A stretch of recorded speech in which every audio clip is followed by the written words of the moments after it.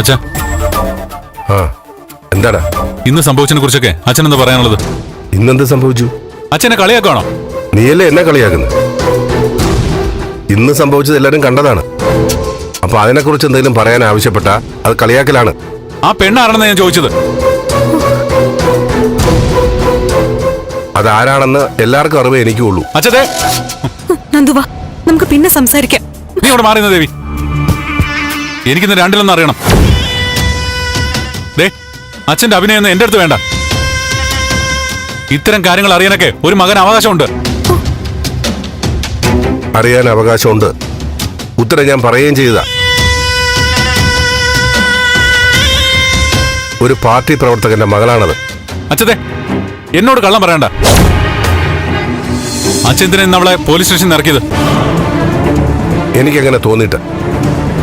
നീ പോയി എഴുതോളൂ. എന്താ പറഞ്ഞേ? നന്ദു, വേണ്ട പ്ലീസ്.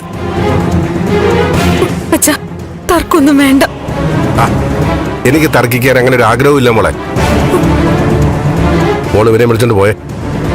ഞാനങ്ങനെ പോകുന്ന അച്ഛൻ കരുതണ്ട. രാഷ്ട്രീയത്തിൽ വോട്ടർമാരെ പറ്റിക്കുന്ന പോലെ എന്നെ പറ്റിക്കാന്ന് വിചാരിക്കണ്ട.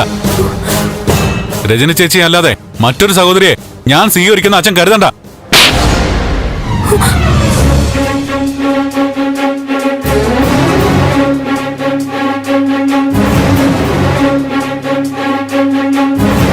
വാക്കുകൾ ഉപയോഗിക്കുമ്പോൾ സൂക്ഷിച്ചുപയോഗിക്കണം.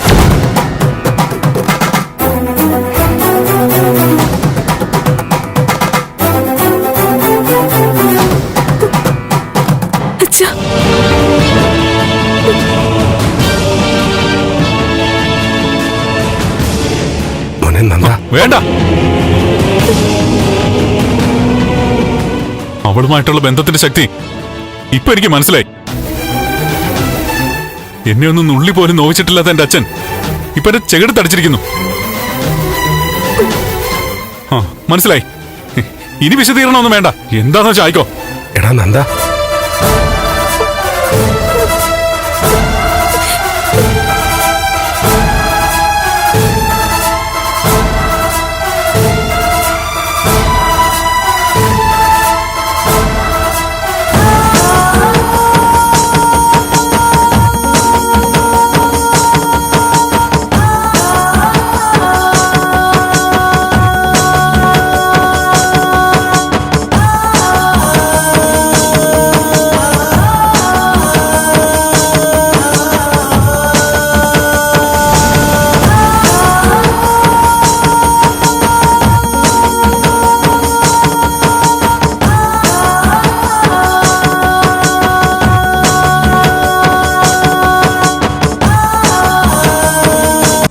ഫ്ലവേഴ്സിൽ 2 പുതിയ പരമ്പരകൾ. വീട്ടിലെ വിളക്ക് എല്ലാ ദിവസവും രാത്രി 8:30 ഫ്ലവേഴ്സിൽ.